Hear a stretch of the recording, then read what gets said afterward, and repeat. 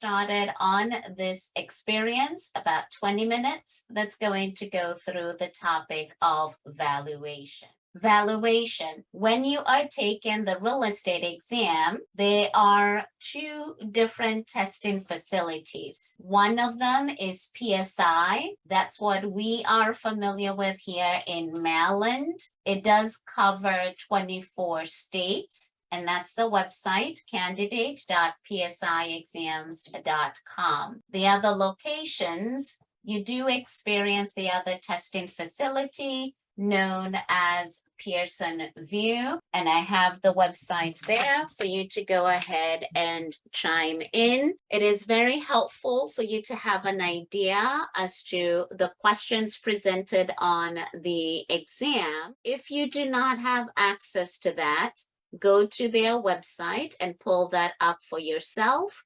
or on the comments or in the description box, we shall provide a video that will walk you through on how to access that information on their website. On the PSI testing facility, or rather on the PSI exam, the topic of valuation is titled Valuation and Market Analysis, and this is what is entailed in that topic. You have appraisals, goes through what is the purpose of appraisals, how do they go through the process, and what it is that someone needs to have the certification to be an appraiser in order to conduct certain types of properties. Estimating value, how do they come about with that, with the three methods, sales, cost, and income approach, and what are the things that they are looking for that affect the valuation of the property? What is it you have done or not done to the property? They will also check in to make sure we know the difference between a CMA and an appraisal. In a nutshell here, a CMA is done by a licensee, an appraisal or valuation is done by an appraiser. On the Pearson VUE point of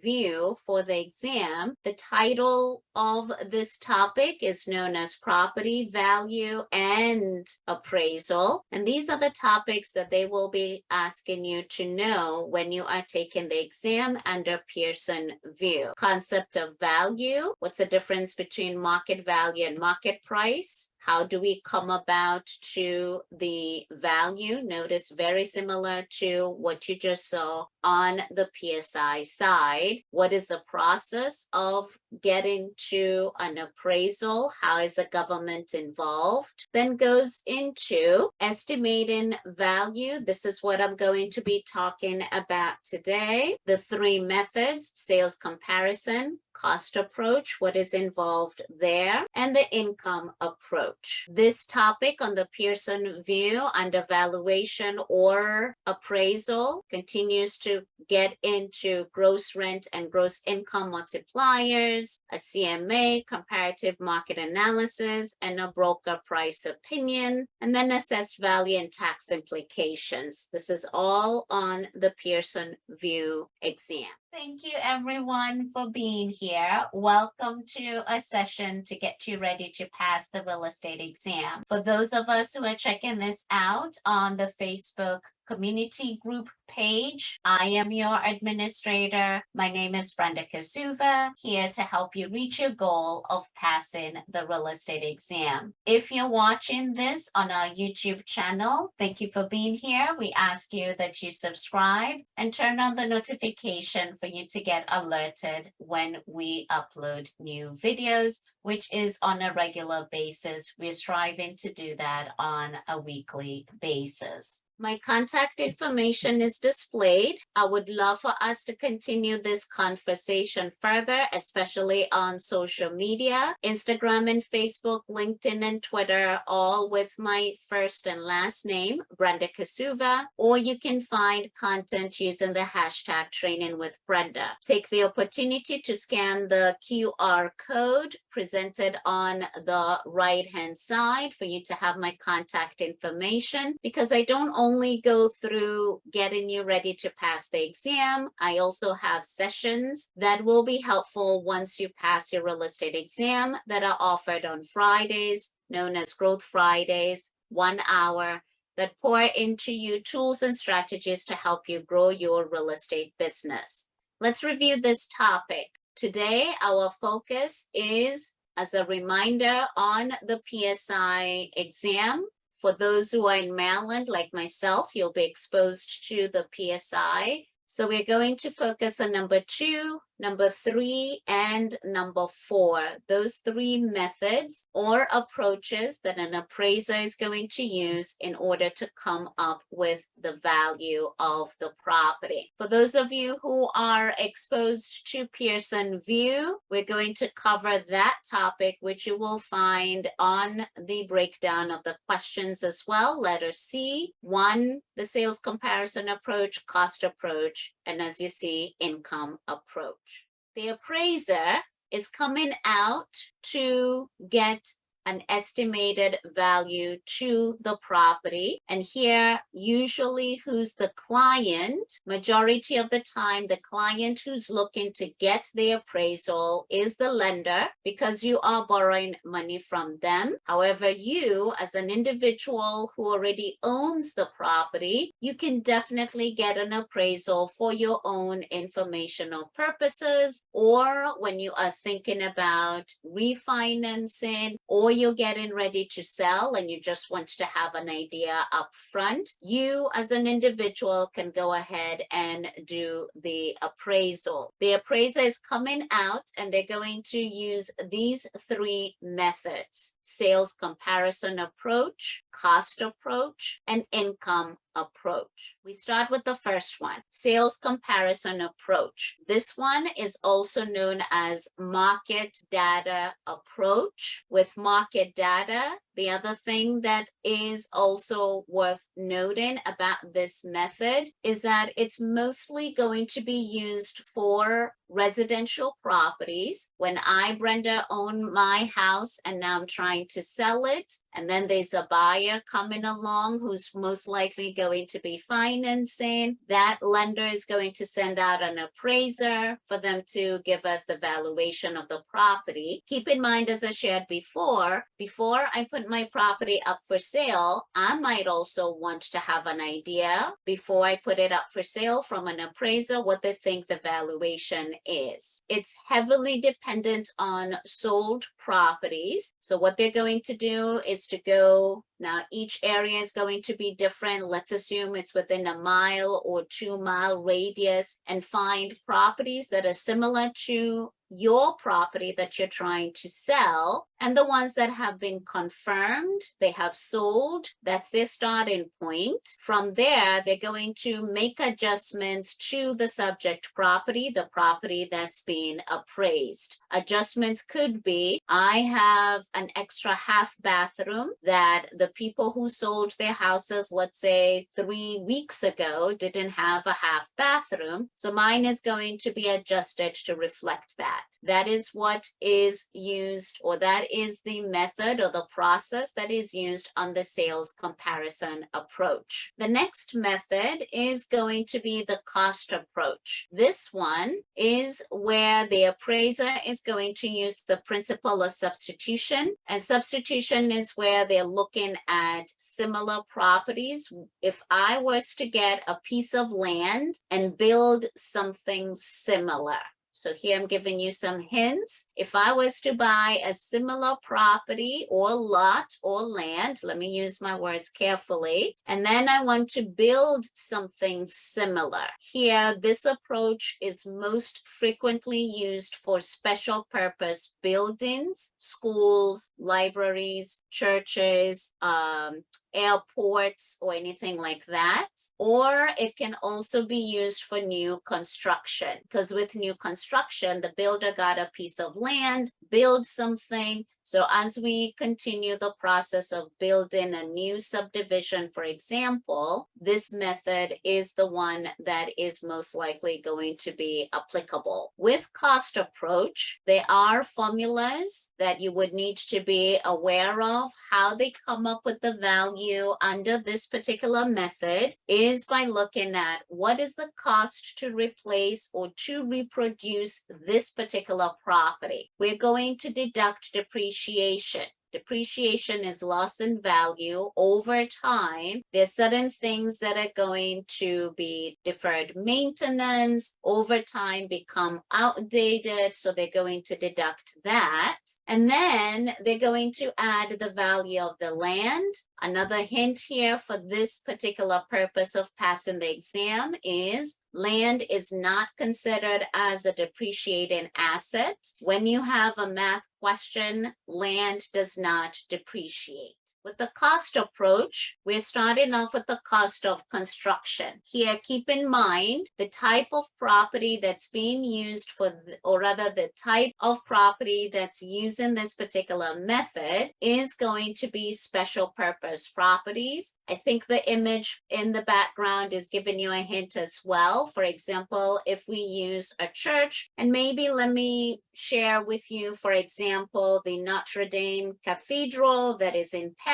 that burned down in 2019. This is the method that would be applicable for that. They have already gotten over 900 million in donations, and they're hoping to get it done before 2023, I believe, or 2024. So such a building that opened in 1345, the appraisal method is going to look at the true cost of construction. When we start off with reproduction, this is where we're getting a replica. A replica is an exact. A reproduction cost is where the appraiser is looking at what would it cost today to build this particular church that opened in 1345. Are we able to get the same stones or bricks, the same windows, all the paintings that existed in that particular church? So most of the times reproduction cost is going to be a little bit more expensive. This is also probably the method that would be applicable for what is deemed as a historic property. The other cost that factor is the replacement cost. Replacement cost is something similar.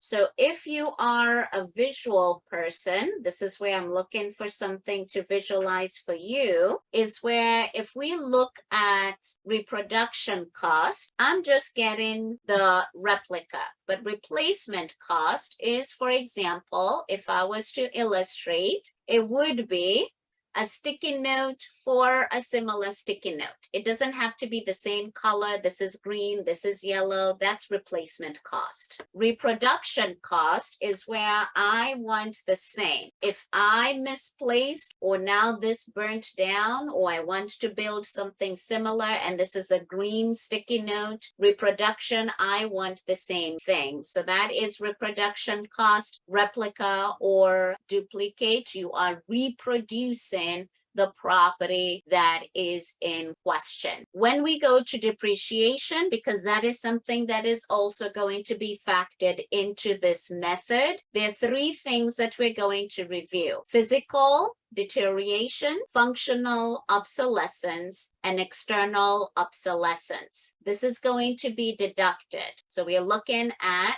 the cost of construction. Are we going to replace it? Are we going to reproduce it? Now we need to take into consideration of depreciation and deduct that. When we're talking about physical deterioration, this is deferred maintenance. Is it curable or incurable? Curable, simply put, is going to be, is it affordable for you to fix it? Incurable means, yeah, it can be fixed, but it's going to cost a lot more to get it fixed. When we're talking about deferred maintenance, examples are painting, caulking. The first example is definitely going to fall under curable because that's a little bit affordable for you to be able to do. However, a crack in the foundation wall, yes, it's fixed, or rather you are able to fix it.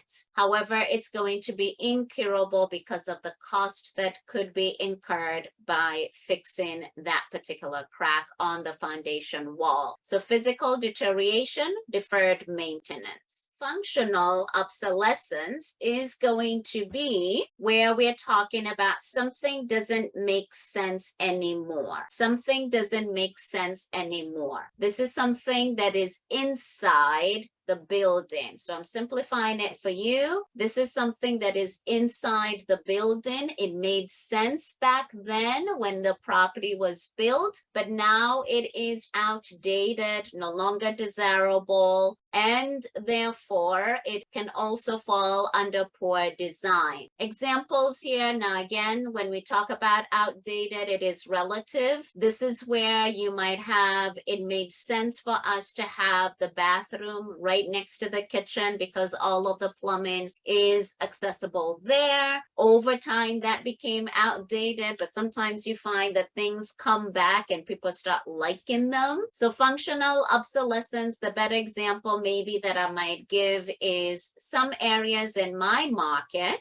I'm in Maryland, I'm in Baltimore, we have basements, and there's certain areas where it made sense prior to the innovation or the creation of the cooling and heating systems. The houses that were built a long time ago without heat or cooling, the basement was a kitchen. And the assumption here is when you're cooking, the heat is going to rise up and that's going to heat up the floors above. Well, over time, I'm sure some of you are already like, ooh, that does not make sense now. I don't know if I would live in a house where the kitchen is in the basement. For those of you who are familiar with basements in our market here in Baltimore, Maryland. That's an example of a functional obsolescence. A 4-bedroom house with 1 bathroom made sense back then. Today, that could be considered as a functional obsolescence. Functional inside. External is outside the property. You don't really have much control on this one. It's also going to be referred to as economic obsolescence. This is outside. You don't really have control over it, therefore it's always going to be labeled as incurable. Examples we have here is the property is too close to a factory, too close to the railway line, too close to a cemetery. These could be examples of external obsolescence. Those 3 were the type of depreciation all covered in the cost approach. The third method is income approach. This method, the word income is a hint for you. This is for any income producing properties. So most commercial properties, somebody is renting that space, therefore they're collecting rent. This is the method that would be used for that type of a property. A hotel, a motel, a movie theater. You're buying a house for investment because you're going to have it out for rent. That is the type of method we're going to use as the appraiser is an income approach. A little bit on the math side, this is where when you're being asked questions on this topic, the formula that you can easily find online and find questions for you to practice on is the IRV formula, IRV, income divided by rate equals value, or income divided by value equals the rate. The rate is the percentage. Here, rate times value gives you the income. Income we're referencing to the net income after you've taken out all the expenses. So the net operating income is what we're talking about. And when we're talking about rate, we're referencing to the capitalization rate. At the end of this all, the appraiser coming out to appraise any type of a property is going to use all three methods. So the next time you're participating in somebody selling a house or buying a house, which is very soon when you get your real estate license, or for those of you who are already practicing and now you're going to be upgrading to be a broker, you're very familiar or you've seen an appraisal report, and you will see that the appraiser is going to use three methods. And then reconciliation as a definition is where the appraiser is going to look at all three methods, because they will produce different numbers just because of the formula and the information required between the three methods. They're then going to apply more weight to the type of method that is applicable to the property. If I say that differently, is you're selling your house, the buyer's lender has sent out the appraiser. The appraiser is going to use the sales comparison approach, the cost approach, and the income approach. Since your property is residential, then based out of those three, they're going to give more weight to the number that they found when they used the sales comparison approach. So reconciliation is where the appraiser is going to look at all three methods and apply more weight to the value based on the type of property being appraised. Brief synopsis of that particular topic. I welcome you to go ahead and subscribe to our YouTube channel where we continue feeding you this particular content. Once again, our YouTube channel is displayed. It is YouTube/C for channel/Brenda Kasuva. Thank you so much for being here. I'll see you next time. Thank you again for watching. We hope this was helpful. This was a synopsis of valuation. That was awesome, right? You like our style? I look forward to helping you reach your goal of passing the real estate exam. We offer group coaching sessions on a monthly basis, and we also have tutor sessions that would match your availability. Show the love. Go ahead and subscribe. Put your comments in the video here, and we shall respond. Go ahead and like, share it with your friends. I look forward to helping you reach your goal of passing the real estate exam.